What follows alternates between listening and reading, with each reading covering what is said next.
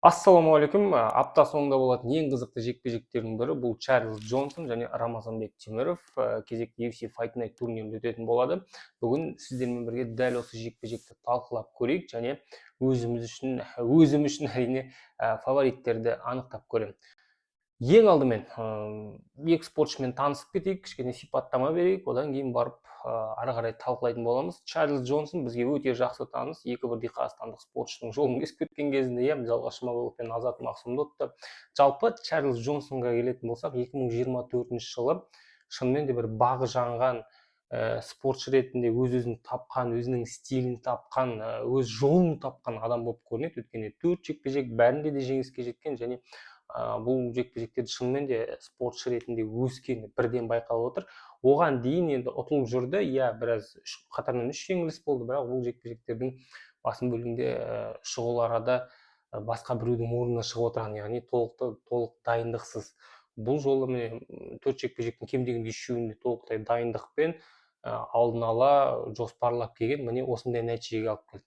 Чарльз Джонсонның 6 бірдей жеңілісі бар, бір қызығы, бірақ бұл 6 жеңілістің барлығында да төрешілердің шешіміне жеткен, бір жеңіліс тіпті төрешілердің шешімі 2-ге бөлінген. Жалпы Чарльз Джонсонды сипаттайтын болатын болсақ, спортшы ретінде бұл бір мықты жағы жоқ. Мысалы, Рамазанбек сияқты панчер емес, ауыр соққы жоқ бұл жігіттің қолында, бірақ және жоғары бір қарқын да жоқ, және бір керемет басып жатқан грэпплинг те жоқ. Міне мәселе қайда жатыр. Бұл барлығын қосып синтездей алатын, микс жасай алатын, mixed martial arts қой қалай дегенмен, микс жасай алатын, үйтіп қарсыласты зерттеп осал тұсын таба алатын IQ бар, шынымен де жоғары IQ, сондай бір жоғары бір атлетизм бермесе де, ең алдымен ми, екінші мінездің арқасында кейбір жекпе-жектерінде жеңіске жетіп жатады. Яғни әрбір қарсыласқа бейімделе алатын осындай бір ерекше қасиеті бар және қарқынды төмендетіп тастайды. Әсіресе былай жоғары қарқынды жұдырықтасатын спортшыларды жақсы тоқтата алады, қарқынын бұзып тастайды, өзіне ыңғайлы бір мәнерде жұдырықтасуға мәжбүрлейді. Чарльз Джонсон міне шамамен осындай атлет. Ал енді Рамазанбек Теміров жайлы не дейміз? Теміров әрине өзінің ауыр нокауттарымен ең алдымен бізге белгілі. 18 жеңістің 10-ын бірінші раундта аяқтаған, оның барлығы техникалық нокауттар, яғни немесе жай ғана терең нокауттары да бар бұл спортшының орындауында. UFC-де бір жекпе-жек өткізіліп үлгерді. CJ Вергара бізге бұл жігітте таныс. Вергараны бірінші раундта мерзімнен бұрын ұтты. Айтпақшы, Вергара да бұл жекпе-жекке дейін бұрын-соңды мерзімнен бұрын ұтылмаған. Техникалық нокаутпен сабмишн ұтылған, бірақ техникалық нокаутпен ұтылмаған. Міне енді көрдіңіздер ме, бірден рейтингтегі, қазір Чарльз Джонсон рейтингте 12-ші орында отыр, рейтингтегі қарсыласты беріп отыр, яғни бұл жарқын дебюттің әсері және фан базаның әсері. Рамазанбек Теміровтің фан базасы шынымен де үлкен. Бұны алғашқы жекпе-жегінде байқадық, бұны UFC-де міндетті түрде байқадық. Сондықтан қазір стиль жағынан да енді UFC солай пайымдап отырған болу керек, әлдеқайда ыңғайлы қарсылас болады деп. Ары қарай жоғарылау үшін жақсы қарсылас беріп отыр. Бірден рейтингтегі қарсылас дегеніміз екінші жекпе-жегінде бұл шынымен де Рамазанбектен бір үміті бар деген сөз. Матчмейкерлердің бір ойлағаны болу керек. Тым тез десек те болады, жоғарылап бара жатыр. Асыл Мабаев мысалы 3-ші жекпе-жегінде ғана шамамен осындай қарсыластарға қарай жете бастады. Рейтингті қарсыластарға жете бастады. Жалпы Теміровтің стиліне келетін болсақ, бұл әрине агрессия, қысым көрсету, бірақ әрдайым алға жүре береді деген сөз емес. Керек десеңіз, бұл алға, артқа, сыртқа қадам басып, анда-санда аяқты осып та істей алатын спортшы. Әрине басты бұл көзір, былайша айтқанда, бұл ауыр соққы, нокауттардың авторы болғаннан кейін, бұл әрине біз бұл жолда көбі нокаут күтеді. Өзі де әбден үйреніп алған бұндайға, және жекпе-жек басталғанда қарсыласқа бірден бас салатын әдеті бар бұл спортшының. Бірақ көрдіңіздер ме, бұндай спортшылар көбінесе тез шаршап қалады. Бұл бар, әсіресе ұзақ уақыт бойы сондай бір ұзаққа созылған жекпе-жектер өткізбесе, 2022 жылдан бері 5 қарсыластың барлығын бірінші раундта ұтқан Теміров шынымен де қазір функционалдық тұрғыдан бір проблемаларға душар болуы ықтимал бұл жекпе-жек барысында.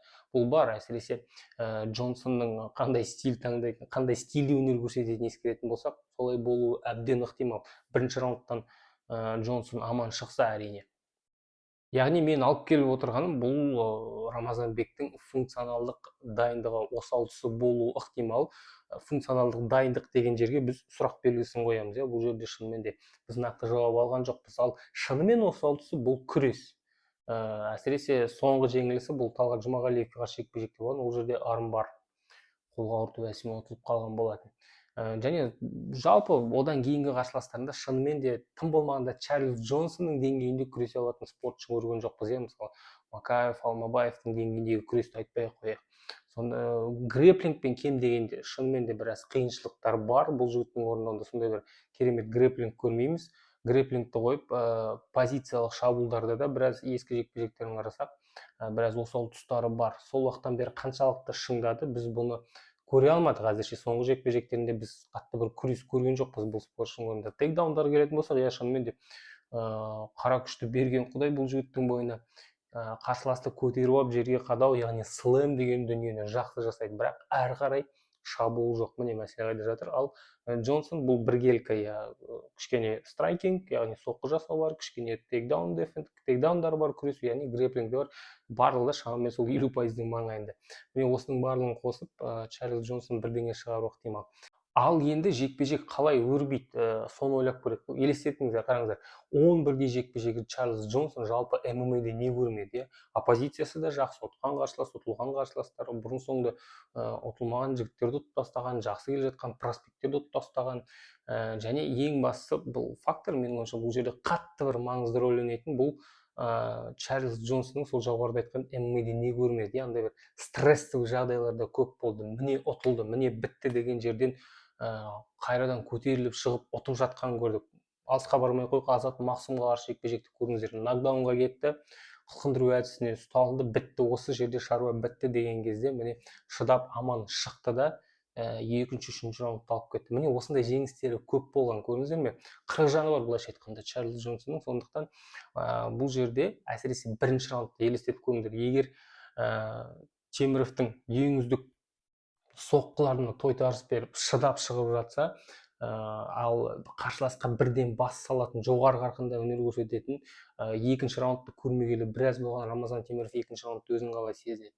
Оған барып Чарльз Джонсон қарсыласты торға тіреп күресе бастаса өзін қалай сезінеді деген сияқты. Бұл жерде негізінен былай алып қарайтын болсақ, объективті түрде Теміровке қарсы факторлар көп.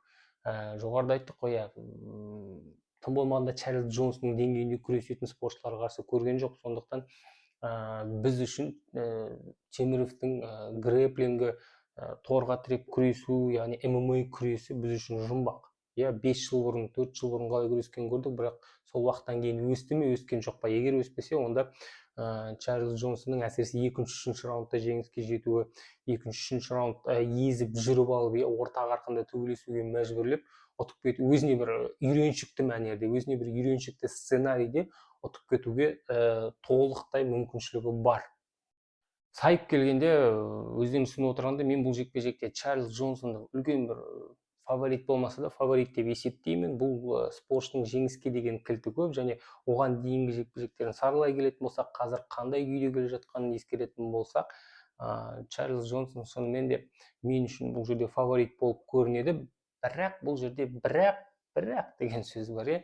Бірақ панчердің мүмкіншілігі жекпе-жектің соңғы секундына дейін сақталады. Соны ойда ұстап отырыңыздар.